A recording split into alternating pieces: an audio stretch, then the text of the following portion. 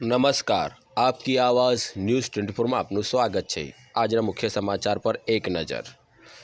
દારૂબંધીના આડમાં વિદેશી દારૂનો વિપુલ માત્રામાં વડોદરા શહેરના વિવિધ વિસ્તારોમાં સપ્લાય કરતો હતો અપ્પુ સિંધીની ધરપકડ કરવામાં આવી। વડોદરા ક્રાઇમ બ્રાન્ચને મોટી સફળતા મળી। ફરીથી એક વખત દૂસરી તરફનો ગુનો દાખલ કર્યો છે તો સમગ્ર મામલો છે ને વડોદરા શહેરના પોલીસ કમિશનર શ્રી નરસિંહ કુમાર સાહેબ વડોદરા શહેરમાં શરીર સંબંધી અને પ્રોહિબિશન દારૂ સપ્લાય કરતી ગેંગો ઉપર રૂસીટોકના ગુના હેઠળ સકંજો નીકળી દીધો। એના અનુસંધાને એક આ ભારસિયા પોલીસ સ્ટેશન હદમાં રહેતો લિસ્ટેડ બુટલેગર અલ્પુ સિંધી પોતાના સાગરીતો મારફતે વિપુલ માત્રામાં વડોદરા શહેરની અંદર અને તેના આજુબાજુના વિસ્તારોની અંદર દારૂનું સપ્લાય કરતો હતો। આ અનુસંધાને ભારસિયા પોલીસ સ્ટેશનની અંદર મે 2025ની અંદર રૂસીટોકનો 8 આરોપીઓ વિરુદ્ધ રૂસીટોકનો ગુનો નોંધાયો। આ ગુનાની તપાસ એફ ડિવિઝન પ્રણવ કટારિયા સાહેબ કરી રહ્યા છે। જે તે વખતે 5 આરોપીઓની ધરપકડ કરેલી અને આ 5 આરોપીઓ હાલ જ્યુડિશિયલ કસ્ટડી જેલમાં છે। આ ગુનાનો મુખ્ય આરોપી અલ્પુ સિંધી પોલીસ પકડથી દૂર હતો। જે તે વખતે અમે જુદી જુદી શહેરો અને જિલ્લા બહાર તેમજ રાજ્ય બહાર ક્રાઇમ બ્રાન્ચની ટીમો રવાના કરેલી અને અમે ખૂબ પ્રયત્નો કરેલો અને પ્રયત્નના ભાગરૂપે અમને એક ચોક્કસ બાતમી મળેલી કે હરિયાણાની અંદર ગુડગાંવની અંદર એક ચોક્કસ જગ્યાએ પીજીની અંદર રહે છે। એ બાતમીને હ્યુમન રિસોર્સથી અને ટેકનિકલ રિસોર્સથી એને ચોક્કસ જગ્યા પ્રસ્થાપિત થયેલી અને ગઈકાલે રાત્રે અમને એ આરોપી હરિયાણા મુકામેથી મળી આવેલો અને એને આજરોજ હાલ વડોદરા શહેર લાવવામાં આવેલો છે। આ આરોપી આ અગાઉ વાસદ જિલ્લા આણંદ ખાતે એસએમસીની જે પ્રોહિબિશનની મોટી રેડ કે જેમાં 30 લાખ જેટલો દારૂ સપ્લાયમાં એ વોન્ટેડ હતો। એ સિવાય ફતેગંજની અંદર ફતેગંજ બ્રિજ ખાતે જે હેરી સિંધી છે એ પણ લિસ્ટેડ બુટલેગર છે। એ બુટલેગર સાથે પણ ફતેગંજ બ્રિજ ઉપર એપ્રિલ 2025ના એને મારામારી કરેલી 307 જેવો ગંભીર ગુનામાં પણ એ વોન્ટેડ।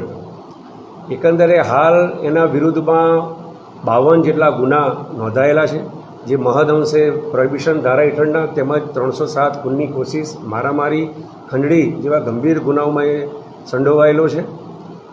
હાલ આ આરોપીને ફતેગંજ તેમજ વારસિયાના ગુસીટોકના ગુનાના કામે જે તે આઈઓને સોંપવાની તજવીજ હાલ ચાલુ છે અને એ સિવાય અન્ય કોઈ આરોપી સંડોવાયેલો છે કે કેમ તેની વધુ પૂછપરછ હાલ ચાલુ છે।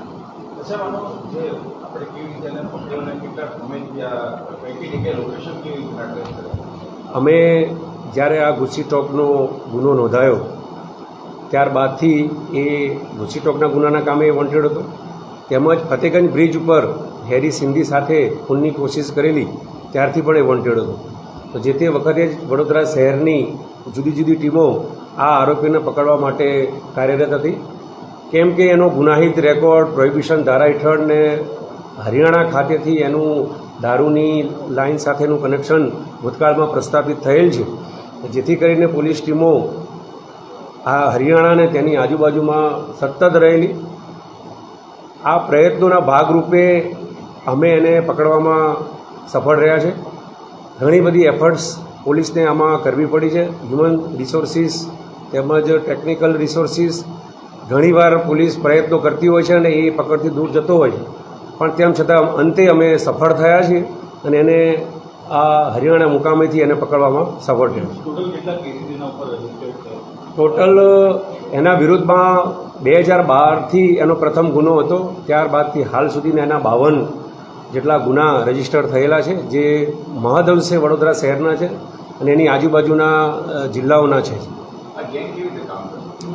આ ગેંગ મહદઅંશે દારૂ હરિયાણા મુકામેથી લાવી અને આપણા વડોદરા શહેરમાં અને આજુબાજુના વિસ્તારની અંદર આણંદ તેમજ બીજા જિલ્લાઓની અંદર દારૂ સપ્લાય કરતી હતી અને એમાં એ જુદા જુદા સાગરીતોનો ઉપયોગ કરતા હતા. આ સાગરીતોનો અમે રેકોર્ડ જોયો અને એમાં કુલ 8 આરોપીઓ જે આ દારૂ સાથે સીધા સંકળાયેલા છે અને એ 8 આરોપીઓ વિરુદ્ધ ગુસ્સીટોકનો ગુનો મે 2025ની અંદર આપણે વારસિયા પોલીસ સ્ટેશનમાં નોંધ્યો છે. એ પૈકીનો આ 6થો આરોપી છે કે જેને આપણે આજરોજ ધરપકડ કરવા જઈએ.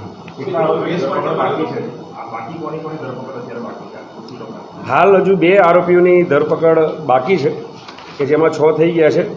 જે બાકી છે એમાં ધર્મેશ સચદેવ છે અને એક બીજો મોહિત મનવાણી કરીને છે. એ બેની ધરપકડને પ્રયત્નો ચાલુ છે.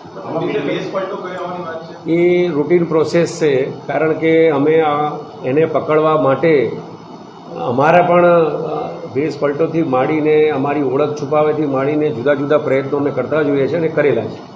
આ ગુનામાં જે રીતે ગુનાઓ આચરીને જેને આર્થિક લાભ લીધો હશે એ લાભની તપાસ થઈ છે અત્યાર સુધી કે? હા, એ બિલકુલ સાચી વાત છે. એમણે આર્થિક લાભ મેળવેલો જ છે અને એ આર્થિક લાભની આખી તપાસ જે છે એ એફ ડિવિઝન ગુસ્સીટોકના આઈઓ કરી રહેલ છે અને એમને એ બાબતે પુરાવા પણ મળ્યા છે.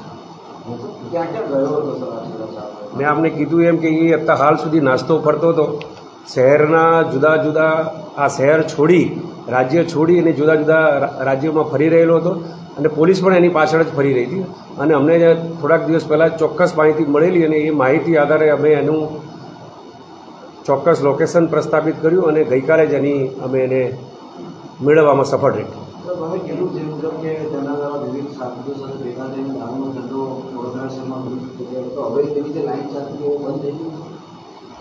દારૂ સતત પોલીસે કેસ કરતા રહ્યા છે અને આગળ પણ અમે પોલીસના કેસ કરતા જ રહીશું અને આ ગુસ્સીટોકના ગુનાના કામે આ રજીસ્ટર થયા પછી બિલકુલ હાલ દારૂમાં એકદમ સદંતર નાશની પ્રક્રિયા પોલીસે હાથ ધરી.